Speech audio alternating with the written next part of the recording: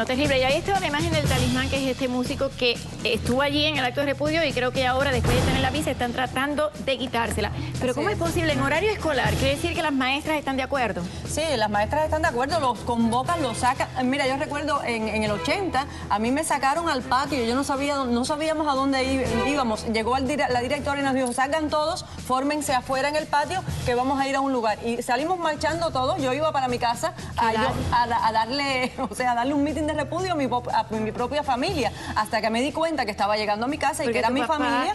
Había salido por el porque mi papá se metió en la embajada del Perú y entonces estaba en la casa y nos iban a dar actos de repudio cada rato. Cuando yo me doy cuenta que íbamos para mi propia casa, me salgo del grupo y me voy a casa de mi abuela. O sea que esos niños a veces no saben ni a dónde van y lo más terrible es que los compran con un heladito, un dulcecito y los tienen allí. ¿Qué edad Están tenías? obligados a hacerlo. Están obligados a hacerlo. Yo tenía 14 años, 13 años. A ver, Alex, tú me estabas diciendo que tu papá trabaja con Rodiles allá en estado de SATS, en Cuba. Sí, de hecho, él estuvo, cuando la huelga de hambre me fue a visitar varias veces, él estaba de visita en Miami. Y eso no marca cualquier persona dentro de Cuba que piense diferente va a ser objeto de estos actos de repudio. Y él está, tiene conocimiento de los niños, ha estado en algunos de estos actos de repudio donde utilizan niños de corta edad escolar. Claro, porque de hecho son niños que son movilizados de sus escuelas para protestar. Ellos no saben realmente ni por qué protestan, sino que son obligados de sus escuelas, los movilizan para hacer este tipo de actos.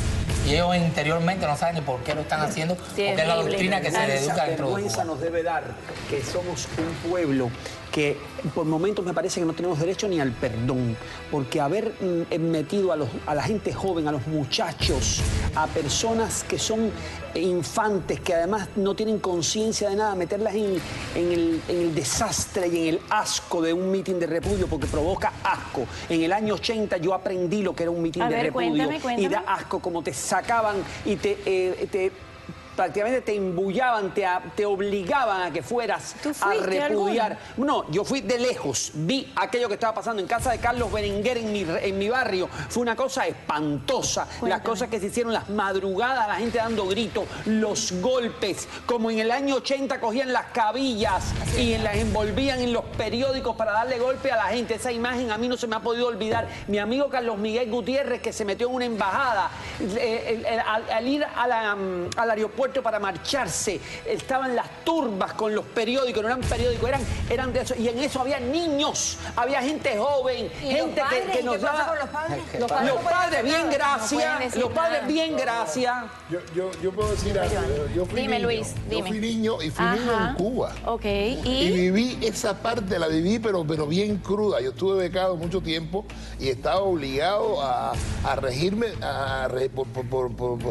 por lo que decían en la ¿Tuviste escuela. que ir a algún acto de repudio? Sí, claro. ¿A qué edad? Desde los 9 y 10 años tuve que ir a actos de repudio, claro. Cuéntame. No exactamente de repudio, sino actos revolucionarios y alegóricos que tuve que ir por el Che, por esto, por lo otro, por el asesinato de no sé quién, por lo malo. tu mente un niño que tiene que hacer? Primero que todo me sentí obligado, porque yo era un estudiante de música.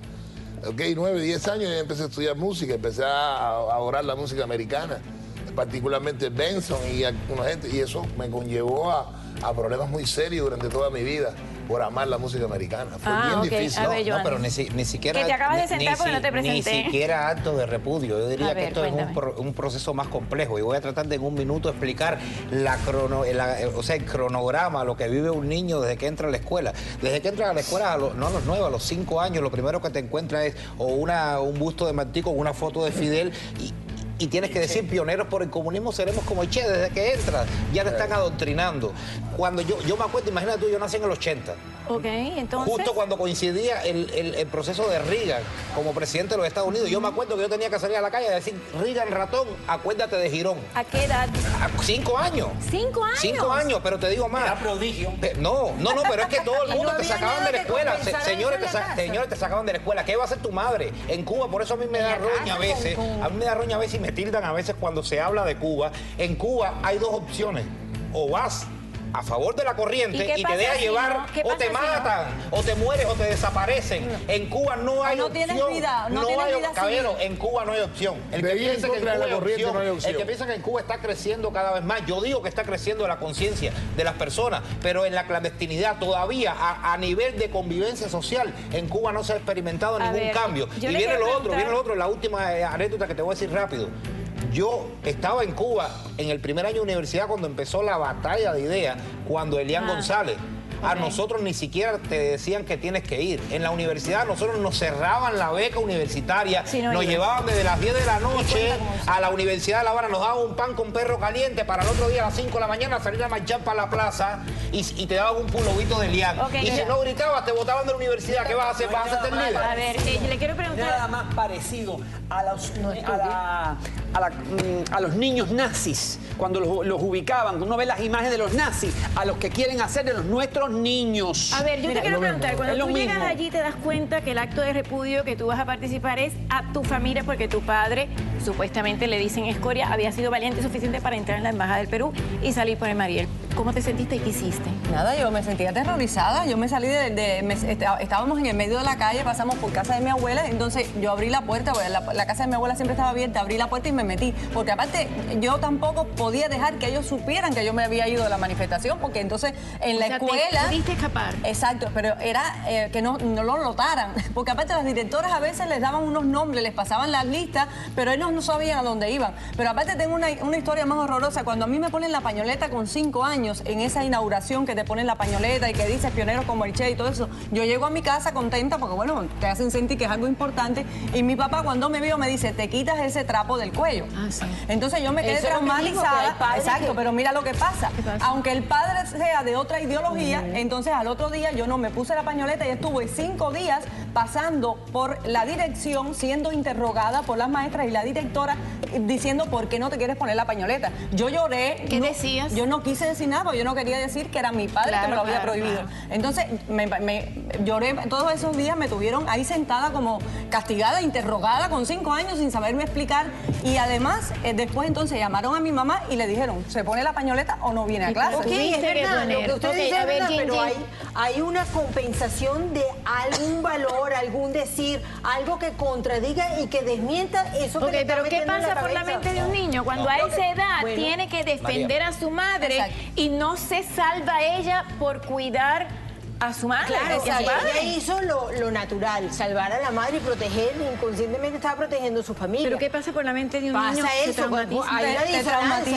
te traumatiza porque además la soledad era total. Yo recuerdo que tenía 2 amiguitos que eran jimagua y ellos la cogieron como una broma de decir, mi día la escoria, mi día la escoria, mi día la escoria. Y yo un día fui a pelearme con ellos a los piñazos. Sí. Entonces te sientes acorralada por toda la sociedad. Eres tú y tu familia. Claro, pero al final, ¿qué es lo que predomina? ¿Tu familia? No. Por supuesto.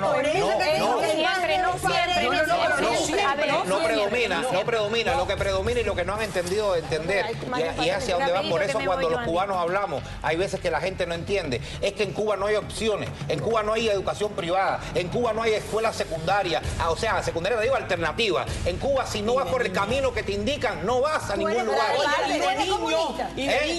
No, pero tuve que marchar, ¿oíste? Porque si no, no hubiese graduado en la universidad. Lo digo públicamente.